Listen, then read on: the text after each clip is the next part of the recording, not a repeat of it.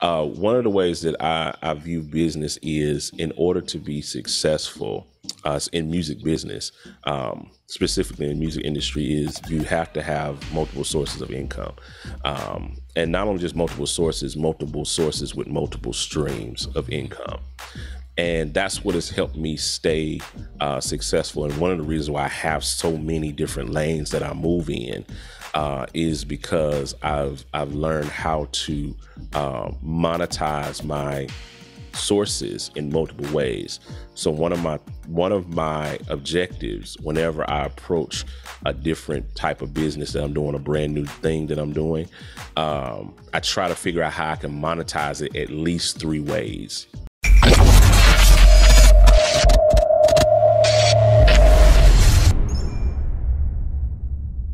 What's up, everybody? Welcome to another episode of On the Mic. I go by the name of Keith Keys, and on today we have a gentleman with us. He's a music producer. He's an engineer. He's a musician. He is a living legend. I said it first. He is the director of Loop Gospel. He's the CEO of Gospel Producers. He's the godfather of MIDI keyboards. He's been in the game. He's been doing this for a very long time. I bring to the stage none other, the one and only John Mike.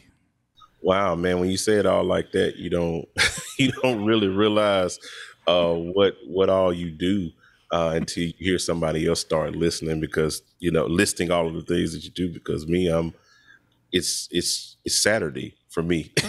This is what I'm doing on Saturday, recording the podcast.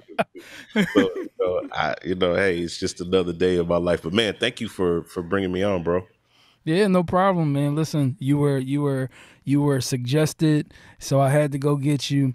Wow. I got some questions, and I definitely want to get into some questions. I definitely want to let the people in to a little bit of you, your life, what you do, how you do what you do, all of the many things that you do, all the hats that you wear, and how you do it. But before we get into all of that, who is John Mike? If you were to explain yourself to somebody, how would you do it so that you can just introduce yourself to people who may not know you?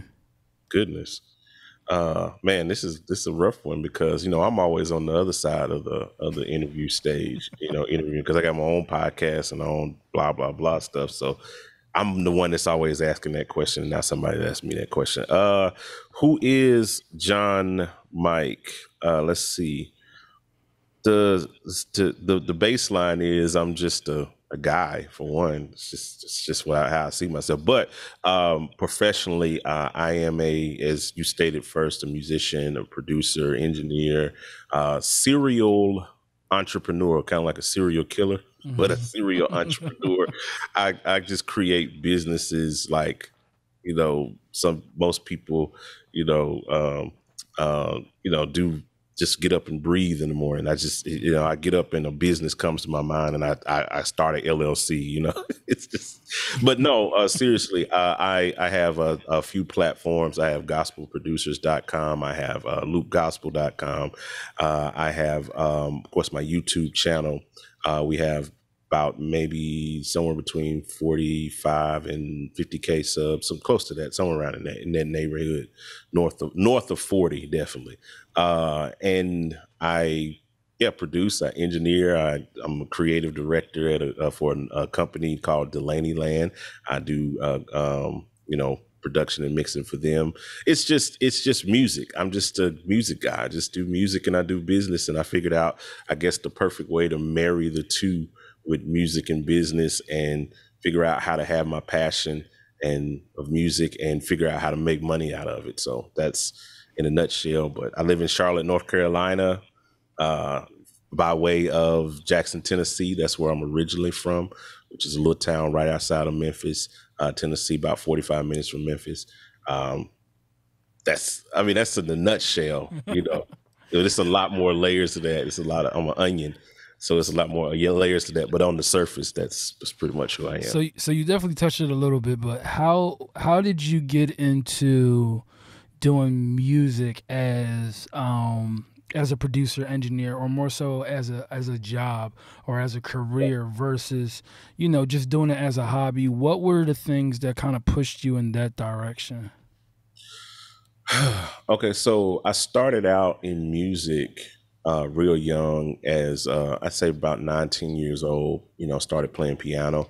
I'm one of the few musicians out there, especially like church heads, church musicians, that did not start out playing drums. Most cats, that play keys and stuff, they're like, yeah, I started out on the That was drum. me. That was I me. was on the drums, and I just migrated the keys and just became a beast and blah blah blah. No, I started out on keys because I tell this story all the time. Um, I went over to the drummer pew. That's what we used to call it at church. It was like next to the drums. It was a big long pew, and it'd be like 20 kids sitting on the pew with drumsticks just in line waiting to get on the drums. And so I'm like, I'll never get an opportunity to play on the drums. So I'm like, but nobody's lining up to get on the keys.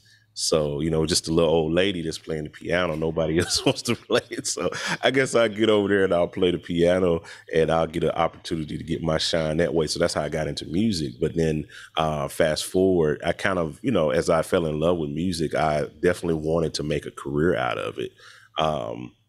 Growing up, I always thought of the possibilities of having a music studio, having, doing records, doing production, doing mixing, doing all of these things that I'm doing now. But I started out teaching piano. Actually, that was my first foray into music business. I was about 20 years old, and I started just teaching piano lessons to some, neighborhood folks, and that eventually, over a course of about 7 to 8 years, grew to a pretty good business. We're talking like in the early 2000s to the mid 2008, 9, 10 frame. I grew to about maybe 120 students. Had about 4 teachers that were teaching with me. We were doing bass and guitar. We expanded all out then, and we was doing really good. And the economy crashed in '08. Everybody knows that, the infamous housing market explosion that messed us all up. And it took a couple of years for it to really make an impact in our area, in the Tennessee area. But eventually it just all kind of, collapsed there. And my business of 120 students, literally the bottom fell out of it. And I was down to like 12 students. So, and in that period went from, okay, so, and here's another fun fact. I got 6 kids. Me and my wife have 6 kids, 3 girls, 3 boys. God bless you, wife. Babies. I'm talking like, and at this point, they're all babies. They're all babies. We got at this point, we got like a 5-year-old, a 4-year-old, a 3-year-old, a 2-year-old, and twins, because they're all back to back to back to back to back to back. And so my business falls apart. I got a house full of babies, literally. We foreclosed on a house. We filed for bankruptcy. We applied for food stamps. We were at the bottom of the barrel. And, what that did was it drove me into the careers and things that I'm doing. I started the YouTube channel. I started selling equipment, like music MIDI keyboards, started selling those things. That's where my knowledge of MIDI keyboards came from, is because I started a flipping business. I started flipping keyboards. I grab a keyboard for like $20 on eBay, and then I sell it for $40. And I had to know something about the keyboard in order to sell it to somebody. So I explore all the features. So I started taking that and doing that on YouTube as well, in conjunction with doing tracks for churches, all of these different things, producing, mixing.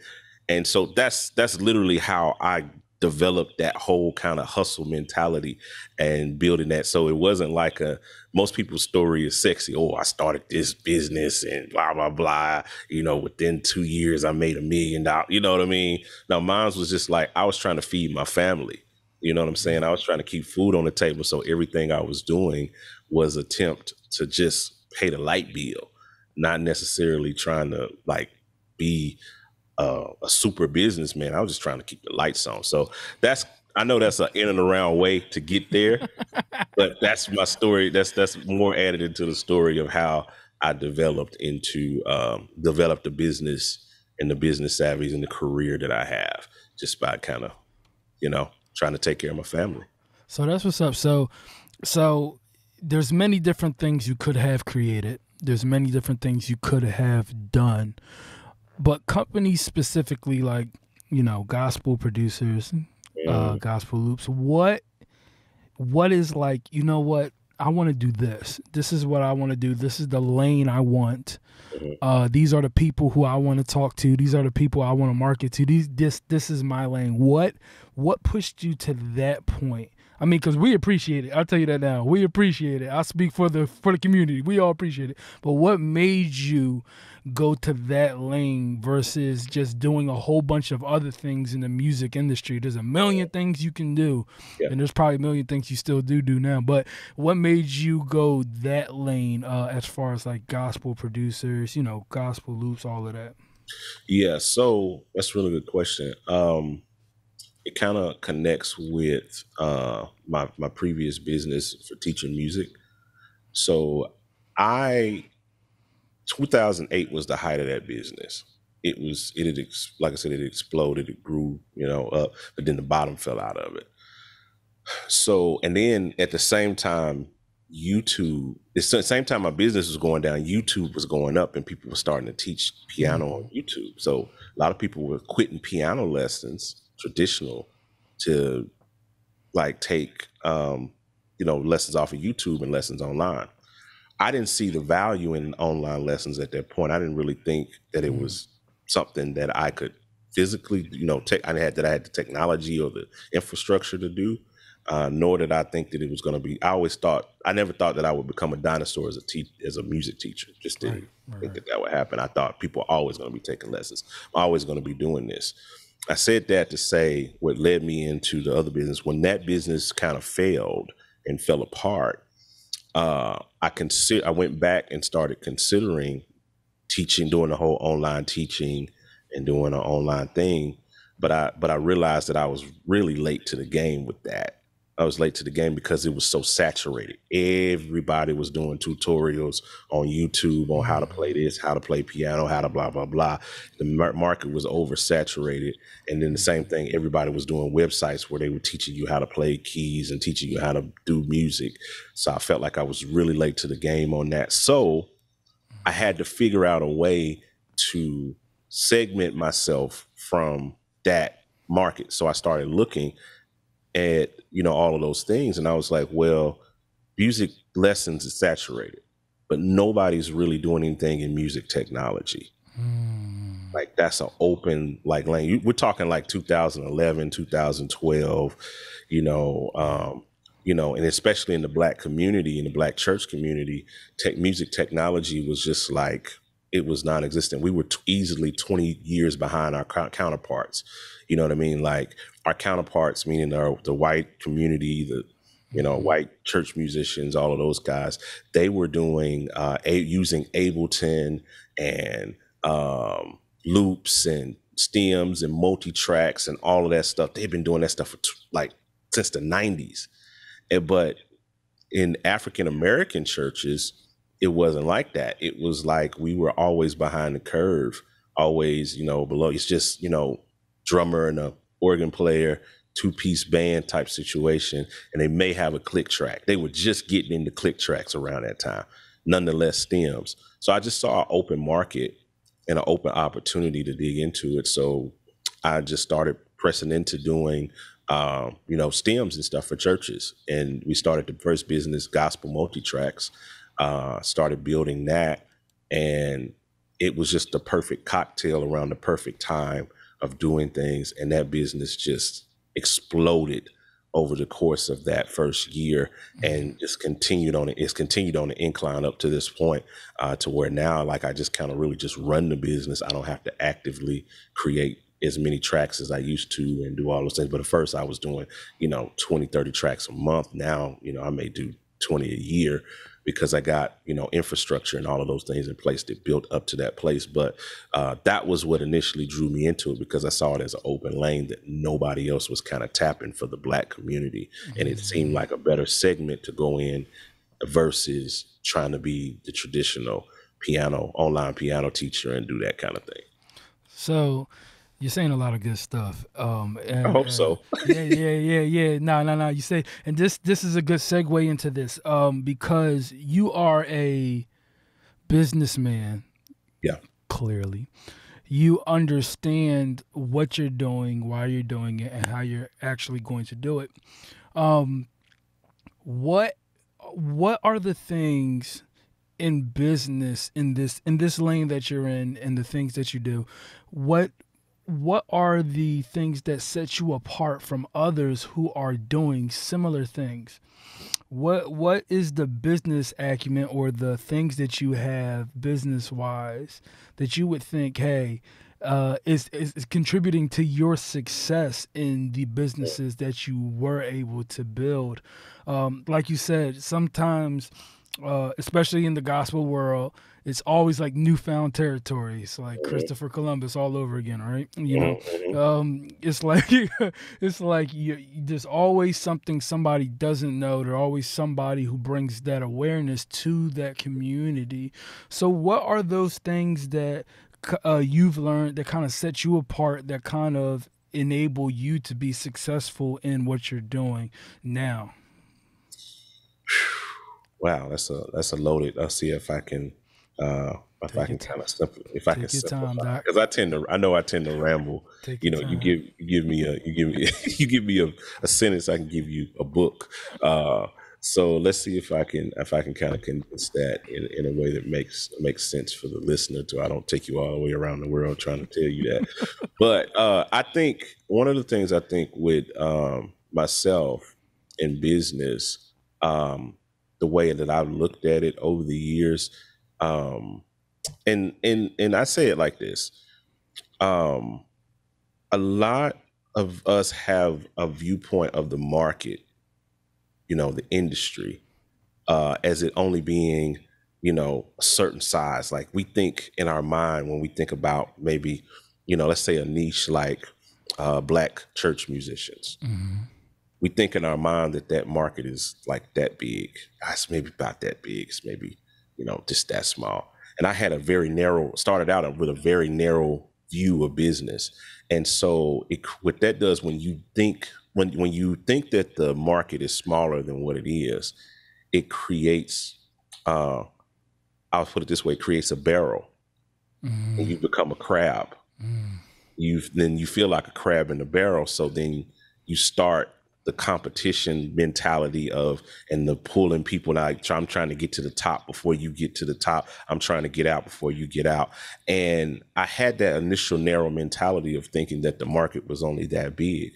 But as I got into it, I started realizing this market is way bigger than what we think it is. So to the point where this is how I feel about it. And I know hopefully this is kind of answering the question about how I view business and how I look at things. This market is so big because this world is so big. We got 7-8 billion people on this planet. So it's so big to the point now because of the internet and all of those things that if all of us, everybody listening to this podcast, everybody that's ever listened to your music, let's just say all musicians in the United States, black church musicians, all of us had a MacBook Pro fully loaded with Omnisphere, Keyscape, everything on it, Pro Tools, unlimited, free subscription for the next 6 years. You can bang out, do whatever you do. We all could still eat. Literally. I know it probably some people don't think of it that way, but the market is literally that big because, and that's what I learned and what I found out over the years. I said all of that to say this, that one of the ways that I view business is in order to be successful in music business, specifically in the music industry, is you have to have multiple sources of income. And not only just multiple sources with multiple streams of income. And that's what has helped me stay successful. And one of the reasons why I have so many different lanes that I move in is because I've learned how to monetize my sources in multiple ways. So one of my objectives whenever I approach a different type of business that I'm doing, a brand new thing that I'm doing, I try to figure out how I can monetize it at least 3 ways. All right. So for instance, we take my Loop gospel business, Loop Gospel. That used to be Gospel Multi-Tracks. We merged with Loop Community and became Loop Gospel. With that particular business, I figured out how I could create multiple streams out of that business, because your source of your income is just what it is. It's a source. But if there's no streams going into it, there's no way that source is going to get filled. It's like a bucket, and the streams of water that go into it to fill it up, right? Mm-hmm. So what I did was I figured out how I could monetize that business and create 3 streams that flow into that business. So I have the gospel business. So we do tracks for churches that don't have musicians. So we do the tracks, right? So that's one stream that's coming into that source. The next stream is I hired a bunch of producers to produce tracks for me. And so they come in and they produce tracks, and then I take a commission off of every track that they sell, right? So now I'm making money off of their money, and that's another stream that's coming in. And then a third stream that comes into that business is we do custom tracks for churches that, with tracks that we don't have. So if they'll come in and they may say, hey, I'm looking on the site and I don't have this song, we don't have this song. Can you guys recreate it? I'll just, recreate that track and charge them a custom, track fee. Then I take that and I bleed it right back into my other source, which is the tracks itself, and make more money off of it, just reselling the track that I did from it. So there's a way to keep those streams coming in. Then I go with my YouTube channel. I started a YouTube channel. How can I monetize that 3 ways? I figured out how I could do that. So I got AdSense that comes in by default. Then I have affiliate marketing. I put links down in the description of my videos. And then you have brand deals. So I have companies like DistroKid or just different other companies that'll hit me up and just say, hey, we'll pay you this to do a sponsored video. So those are 3 streams. So the way that I kind of view business is like that. Like, no matter what you're doing, you don't have to do 7 different businesses like I do. You could just have one business and you figure out how you can monetize that in multiple ways, because, the industry is bigger than what we think it is. Sometimes, we think that the black gospel or gospel musicians or whatever market that you're kind of trying to target is only like this big, but it's really like enormous. And like, there's so many segments of people, because like I be seeing sales on tracks that I did 8 years ago, and I'm thinking like, everybody ain't bought that yet. But I'm selling it like every day, like that same track. I'm like, how I know I've sold that track 20,000 times in the last 8 years. I'm sure everybody has it by now. And I'm like, no, and sales keep coming in from it. So I'm like, okay, the market is bigger than what we think it is. And so I don't know. I know that's kind of in and around way of answer. I hope I kind of value. You definitely did that justice, and definitely I think the musicpreneur, your community, the musicpreneur community is going to enjoy this little segment right here, because you have a lot of wisdom, because you have a lot of experience with these things that a lot of us have not yet been able to experience and glean from. So we do definitely appreciate that. So let me ask you this. The market is bigger than what we think it is, right?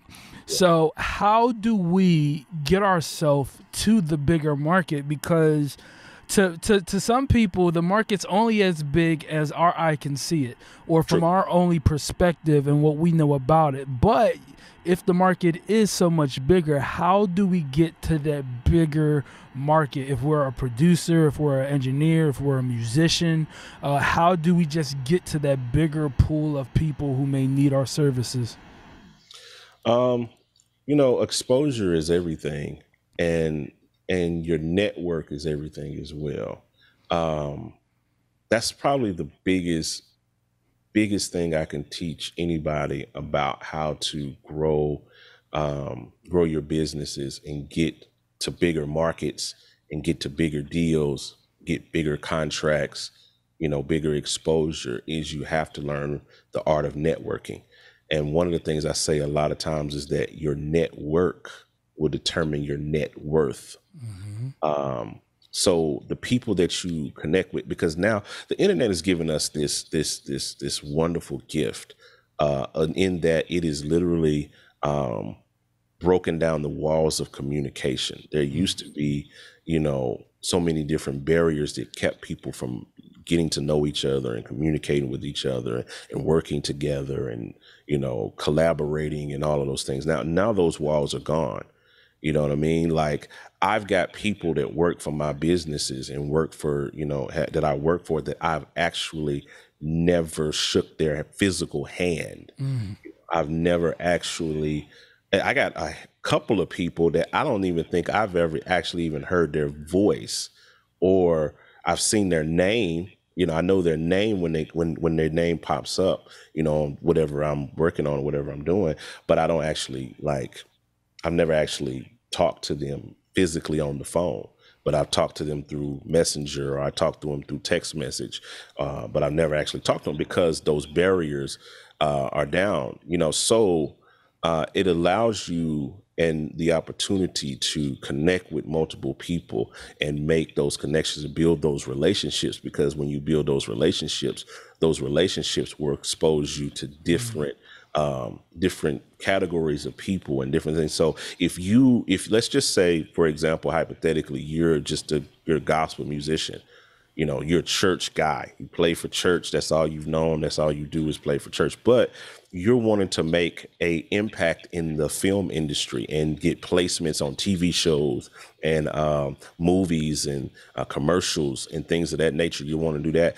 So in order to get into that field, you're going to have to build contacts and build your network of people that are in that field, that are working, that are doing different things. And you got to build those relationships with that, because that's what will expose you. You can't say, I want to be on TV, I want to get my music on TV, I want to get my music in commercials, on movies, and all your friends are just church musicians. That's all your friends, and that's all they do is play at church. That's all they do is play drums, play keys, and all of that. They're just a bunch of church musicians. And y'all say y'all want to go take over the TV world. No, you got to build you got to build relationships and network in the areas that you're wanting to get into. So a lot of the big deals that I've done in my life, and a lot of the big things that I've been able to do, is a result of the network that I've built, the connections that I built, and you have to build them.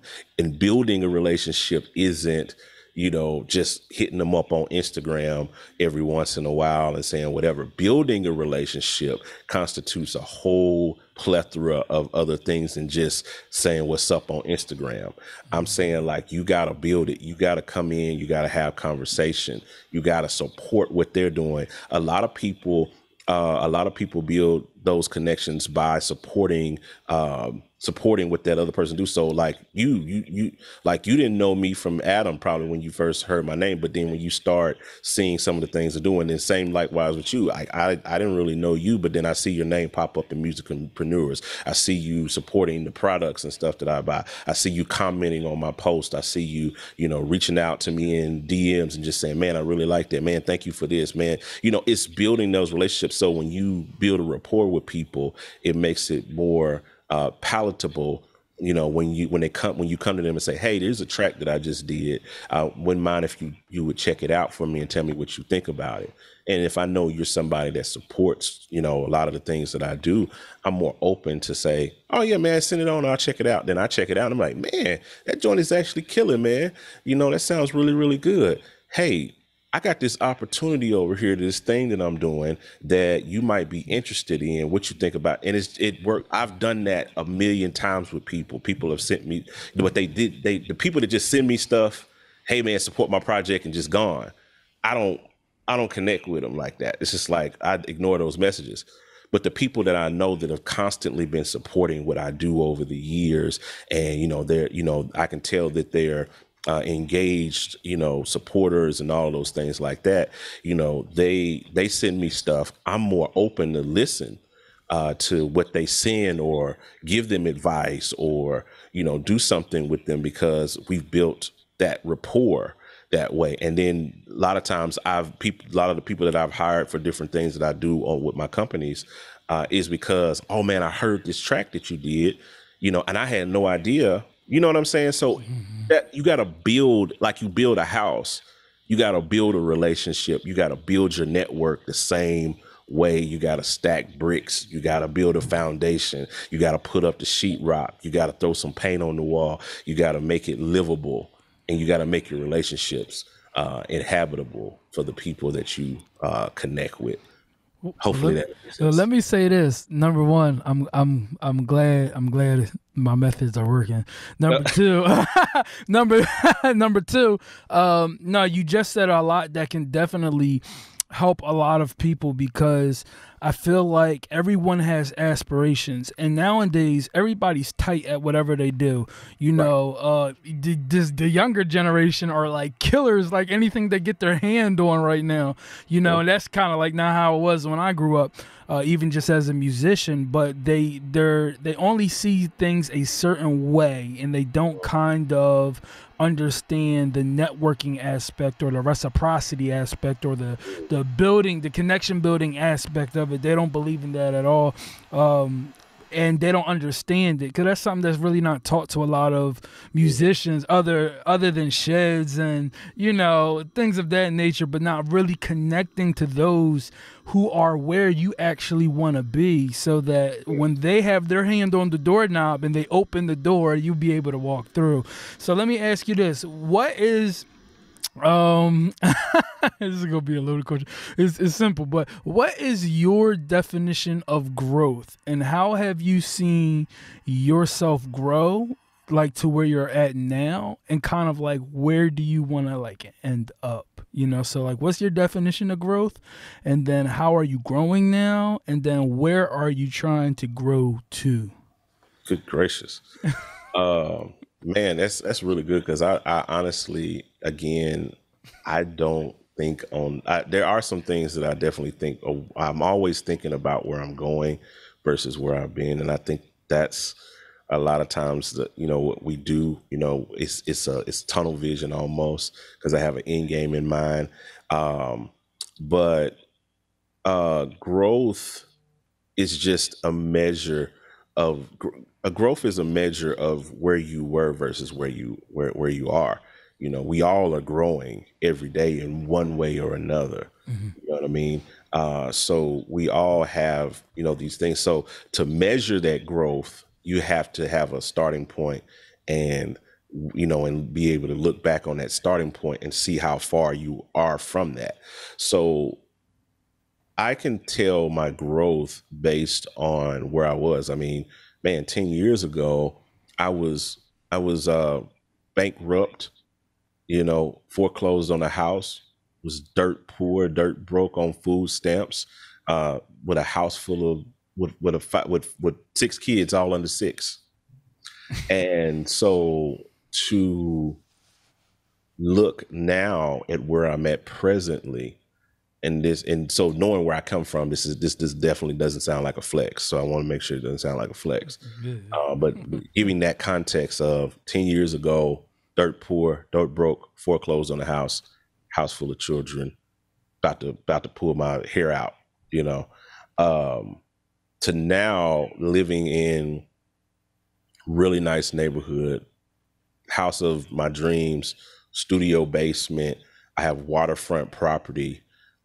Which, if you don't know what that means, it means there's water. There's actually a lake behind my house. So even though the front of my house, you see there's actually a lake behind my house, and they call that waterfront. So to have that and to be able to go out, I had a lake behind my house, and it's in a really, so I can measure that growth based on where I came from foreclosure to owning a $500,000 house. You know what I'm saying? That's a measure of growth there. That's measurable. From bankrupt to now having successful, thriving 6-figure businesses. That's a measure of success, of growth. So I can look at that and see where I grew from. At present, it's always a track towards the end game. And for me, I always tell musicians, I tell producers, I tell musicpreneurs that I work with, I tell everybody that you have to have an end game when it comes to this thing, because you're not always, you're young now. If I was talking to young people, I'd be like, hey, you're young now, you're in your 20s, you're nice and sprite, you know, you're getting all the calls, you're killing it at all the gigs, you're going on all the tours, you know, the companies are calling you for endorsements, you're having a good time. But fast that forward 20 years, where are you at? Where you want to be? What's the end game? You know, because 20 years from now, those calls they're going to be calling the other people that are your age. You know what I mean? They're going to be getting the gigs. They're going to be getting the tours. They're going to be getting there. Where does that leave you? What are you building towards? You know what I mean? What is the game? So for me, the where I'm growing to and where I'm going to, I tell people this all the time, you know, yes, I got all these businesses, I got all these things that I do, all of these things, but there's a point where I walk away from it all. There's a point where I walk away from it all. Yeah. And not from the standpoint of,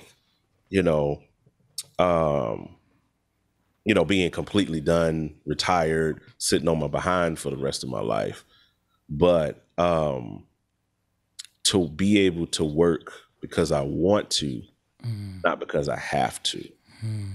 You know, that's one of the main end games for me. Getting close. I'm nowhere near done, as my dude Jan Hunter says. Nowhere near done. Don't get it twisted. I still got a bunch of tricks up my sleeves, some things you guys haven't seen yet that I'm actively working on. But there's a point where I walk away from it all, you know, in that respect, you know. But I would have achieved that goal, and mainly that part of that goal is legacy for my children, legacy for my family. I want to establish generational wealth. I don't want my children I don't want bankruptcy to be in their vocabulary, foreclosure to be in their vocabulary. You know, I don't want them to know those things. And so 98% of what I'm doing goes back to 10 years. The mission is still the same as it was 10 years ago. Here, I was trying to just pay the bills and take care of my family. You know, 10 years later, yes, I'm in a way better place financially, but the goal and the resolve is still the same. I'm just trying to pay the bills and trying to take care of my family. So everything I do lines up with that goal. That's my why. You have to have the why. You have to have the end game, and you have to have the why, because the why is what's going to get you to the end game. Yeah, you are experienced talking, man. I'll tell you one thing. It's a little different when you know somebody who's been through it say it. Yeah. But let me ask you this, cause as we wrap up, we're not going to be too long, because we might need to hold like a mastermind panel, something going on to where we just on live for hours and hours and people can just try. But let me ask you this. So you mentioned it, creative director at DulaneyLand. So Todd Dulaney, amazing artist. Now we have this company now that is doing something on a large scale that I wish a lot of other artists,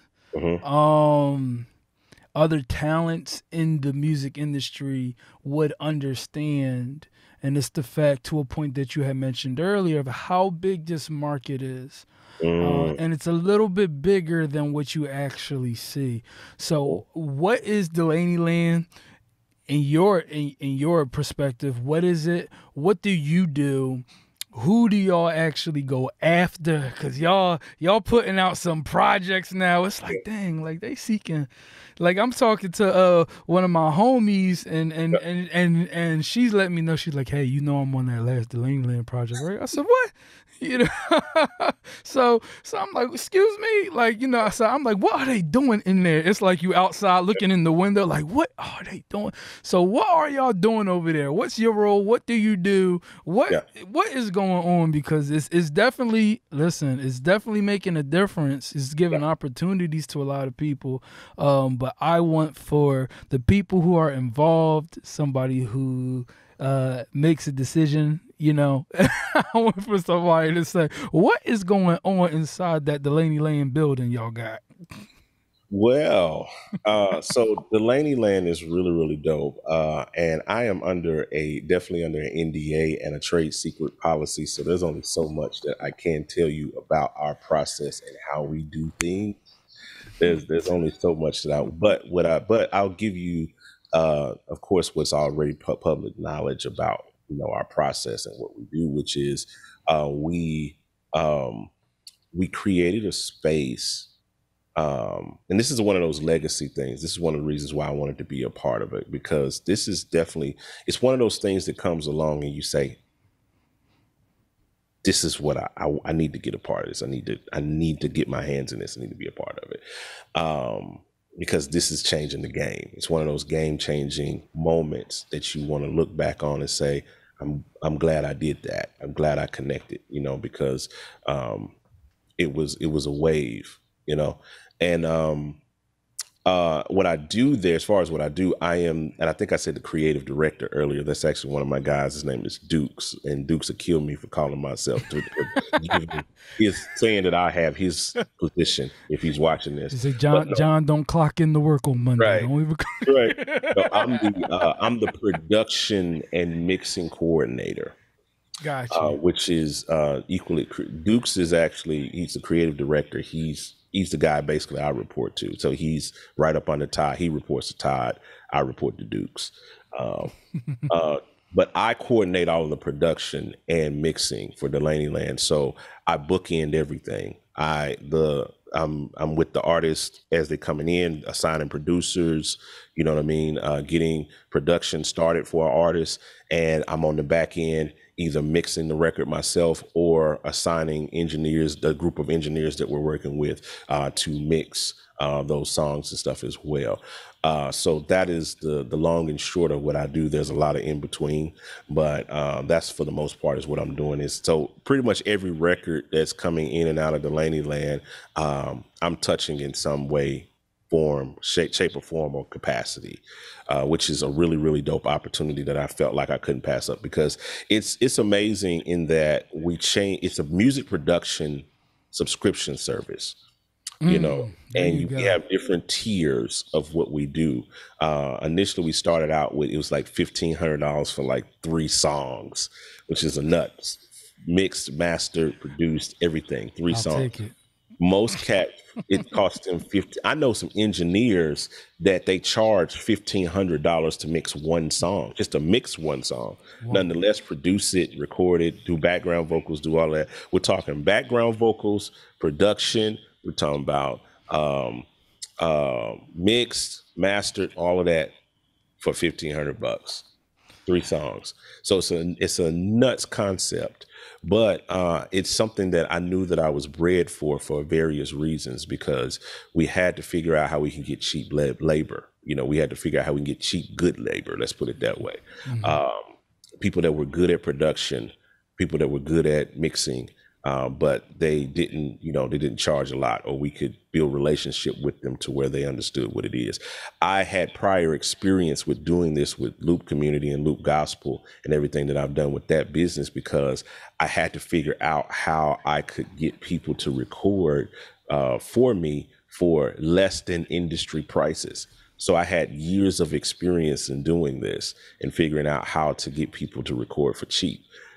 I mean, I've gotten guitar players to record tracks for me for $25 a track, and so that's just one of my superpowers is the negotiation. And as you said, talking, it's just what I'm good at.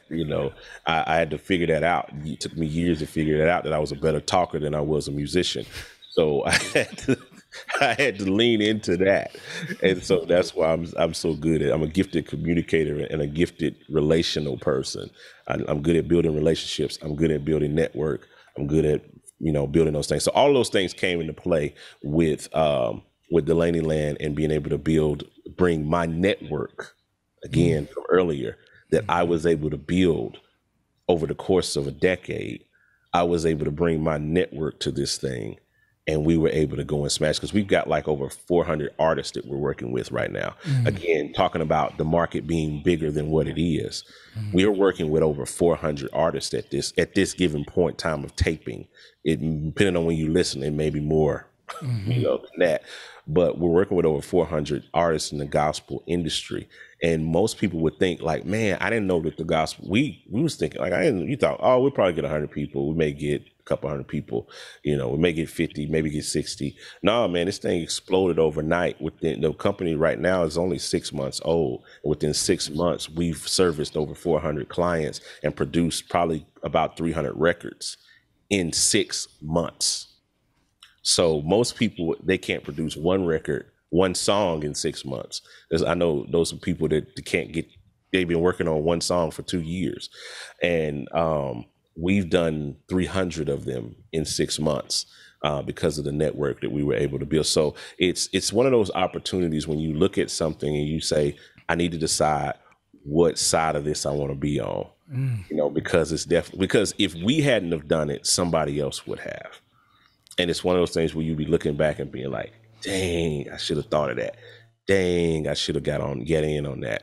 When I saw DulaneyLand, I said, this is going to change the way music production is done, because, and this is the last thing I'll say about it, is that it's the perfect pandemic, and it's the perfect answer to where this current like industry and world is. You know what I mean? People are working from home. People are recording from home. People are producing from home. We brought them all together in a space to make it work. But not only that, music isn't worth what it used to be worth. You used to would produce a CD and you sell it for $10 for one CD and make tons of money off of it. You move 1,000 units, at what, $10 a unit, that's $100,000, or no, it's $10,000. Sorry, it's 100. Anyway, math is wrong. Math is crazy. That's $100K. You can move. Let me give a calculator. I'm messing up. Just make sure I got my math right. $10 a unit times 1,000 units. That's $10,000. I know exactly crazy. 10,000. I was thinking big. Okay, you move 10,000 units at $10. You made $100K. You know what I'm saying? So it's just nuts, like the way that it used to be. But now music is streaming and it's not worth that anymore. You get less than a penny per stream. You know what I mean? So you got to, what is it like? I think the last number I heard was like 2,500 streams equals like 1.99 single sale or something like that.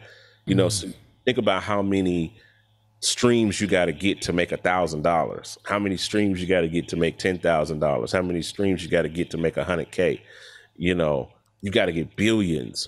You know what I mean? Millions and billions to make that kind of money off of streaming. So what happens is the days of producers charging $1,500 a song or $2,000 a song, and artists having to spend $10,000, $15,000, $20,000, $30,000 to get a record done, only to put it on iTunes and get 1,000 streams, and 15 sales on, digital downloads, it's not sustainable anymore. So DulaneyLand comes in. We came in with a situation that helps to alleviate that problem and lower the barrier of entry for anybody to be able to come in and get their record produced, mixed and mastered, and, get it out to the world without having to break the bank. Man, that was a good explanation, man. That was a very good explanation. I think you very well stood in the confines of your NDA, so we appreciate that.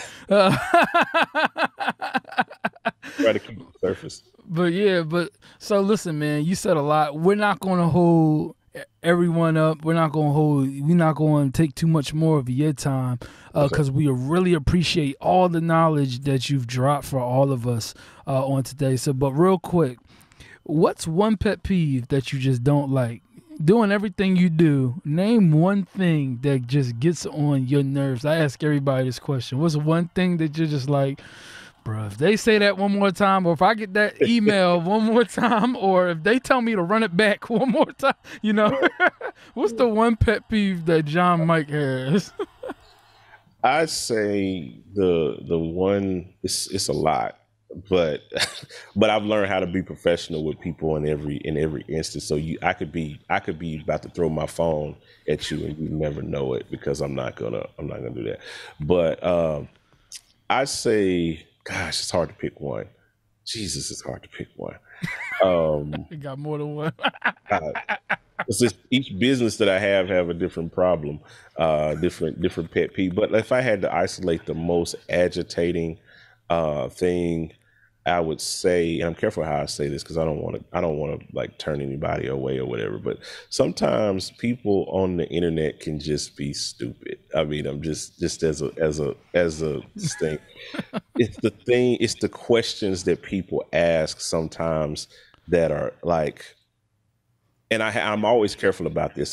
Because, and you'll never know because I will respond to you with the utmost grace. I will respond to you with grace, and you'll never know that I just about cussed when I read your message. I promise you, I'm not that guy. I'm very professional. I know how to communicate with people. But sometimes because I have YouTube, I have, people hit me on inbox and DMs and customer service because I have customer service outlets. Sometimes people ask some questions. I'm talking like when I say like how to cut on my computer, how do I turn it on? Hey, John Mike, I'm pressing the button on my MIDI. I'm pressing the keys on my MIDI controller and it's not making any sound. And I'm like, you plug it in. Did you plug it up? And then they like, oh man. See, that's why you the GOAT. And I mean, like, all you had to do was plug it up. Why you just didn't plug it up before you wasted? And I'm talking about they would type a paragraph. It'll be a whole paragraph, and they just didn't have it. And so one of the things I do, I learned how to let people stew too. That's one thing my wife told me. She's like, why? Because I used to be at a point where I would answer everybody back as soon as they hit me. I mean, like the second I got a text or a DM or customer service email, I would answer it back like that, like instantly, right when I got it. And then I learned my wife was like, why don't you just let them stew for 24 hours? Let's just see how important it is. Let it stew for a day. So now I answer things on a 24-hour delay on purpose because typically if you give people a little bit of time, they figure it out themselves. And a lot of times that's the case. At least in 85% of the case, people will figure stuff out, by themselves. And by the time I get back to them, they're like, never mind, man, I figured it out. And I just be like, oh, okay, cool. But it's still agitating to read the question. It's still it's still a pet peeve of like, God, I just wish people, and a lot of times people don't read, people, don't listen. It's a lot of things like that. But that is the cost of doing business online. Yeah.